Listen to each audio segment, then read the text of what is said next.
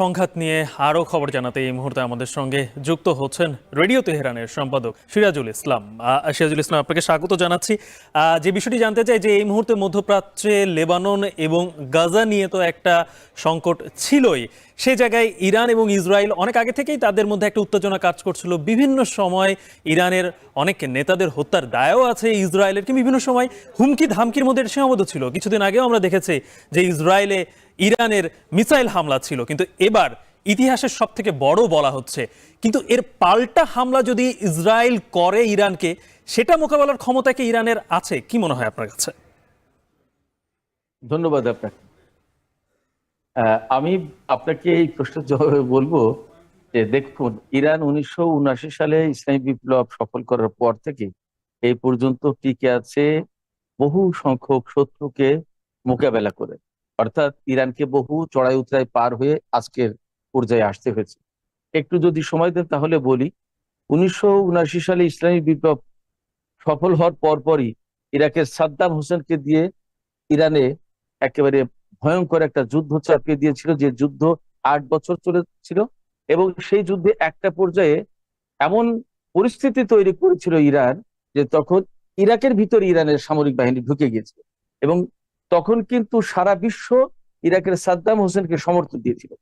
তারপরে যখন ইরান ঢুকে পড়লো, তখন জাতিসংঘের আওতায় তাড়াতাড়ি যুদ্ধবিরতির ব্যবস্থা করা হয়েছে। একইভাবে ইসরায়েল, আমেরিকা থেকে শুরু করে পশ্চিমা বহু দেশের বহু রকমের শত্রুতা, বহু রকমের কূটকৌশল মোকাবেলা করে আজকের পর্যায়ে এসেছে ইরান।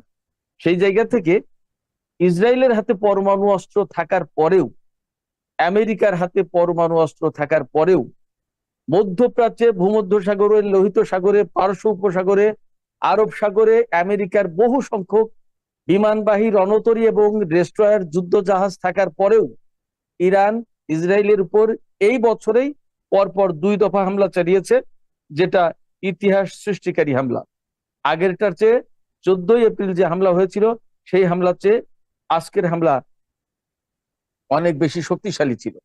তো ইরান ইসরায়েলের উপর যে হামলা চালাচ্ছে, এবং এর প্রতিক্রিয়ায় আমেরিকা, ব্রিটেন এবং তার অন্যান্য পশ্চিমা মিত্ররা প্লাস ইসরায়েল কি কি করতে পারে, এটা ইরানের মাথায় খুব পরিষ্কার ভাবে আছে। আমরা সবাই এটা নিশ্চিত হই, আপনিও নিশ্চিত থাকুন। এবং এই বিষয়টা মাথায় রেখেই ইরান ইসরায়েলে হামলা চালিয়েছে। ইরান পরিষ্কার করে বলে দিয়েছে, ইসরায়েল যদি নতুন করে, অর্থাৎ এই হামলার জবাবে যদি ইরানের উপর কোন রকমের হামলা চালানোর চেষ্টা করে, তাহলে তার পাল্টা জবাব এত বেশি শক্তিশালী হবে, যেটা ইসরায়েলের অস্তিত্ব মুছে যাওয়ার মতো অবস্থা তৈরি করবে। এটা কিন্তু ইরান ঘোষণা দিয়েছে। এবং আমরা সবাই হয়তো ভাবতে পারি যে ইরানের ঘোষণা ঘোষণার ভিতরেই থাকে। না, ইরানের ঘোষণা যদি ঘোষণার ভেতরেই থাকতো, তাহলে কিন্তু গতকালের এই হামলাটা হতো না। ফলে ইসরায়েলকে বুঝতে হচ্ছে, এবং আপনি এটাও নিশ্চিত থাকুন, ইসরায়েলের যদি ইরানের বিরুদ্ধে এই রকমের ভয়ঙ্কর হামলা চালানোর মতো ক্ষমতা থাকতো, তাহলে কাল বিলম্ব করতো না। ইসরায়েল এখন তার ক্ষতি কাটিয়ে ওঠার চেষ্টা করছে। ভয়ঙ্কর রকমের ক্ষতির মুখে পড়েছে ইসরায়েলের বিমান ঘাঁটি, বহু সংখ্যক বিমান এবং মোসাদের সদর দপ্তর।